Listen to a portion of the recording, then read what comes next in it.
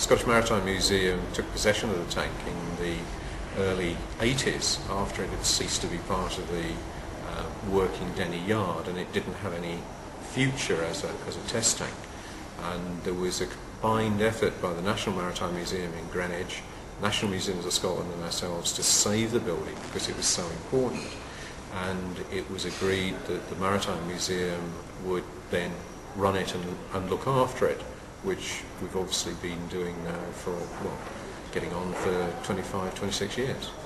But I think what people will be unaware of is just how significant this little building in Dumbarton really is. This is the place where a man called Froude put into effect all his theoretical ideas about how to test ships before you ever built them. Previously you built a ship and hoped that it would work and didn't break up or sink. He worked out a way of measuring a model, a very detailed model of the vessel, so that you could understand how it was going to work when it was built full size.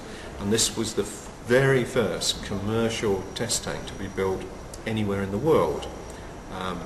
So really very, very important in the history of shipbuilding. And it was built by William Denny's. Denny's were always keen to take on new ideas to get ahead of the rest of the market, and it tested all the Denny's vessels, but it also did work for other shipyards in the Clyde until there were other test tanks developed. And as far as test tanks, it may seem a bit obscure, but every country in the world that has shipbuilding has test tanks, and this tank is known as the mother tank. And traditionally, if a new tank is built, and there haven't been too many lately, but there certainly has been 2 since the museum took over, a bottle of water from this tank in Dumbarton is taken to the new test tank, and it's christened with water from the mother tank. It was thought back in the 80s that computers were going to take over totally, and you'd be able to work out how a vessel was going to work on a computer. But then you had the tragedy of the Herald of Three Enterprise, the ferry that sank with such loss of life.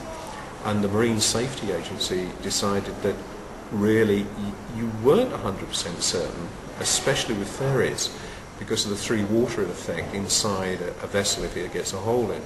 So there is a new regulation that all ferries have to be tested in model form and tested to see how long they survive above water when they've got a hole in them. And some of that work for European ferries was actually carried on here up until 2 years ago. So it is still part of modern shipbuilding. We're currently working on an exhibition about the history of the Denny family and the Denny shipbuilding company.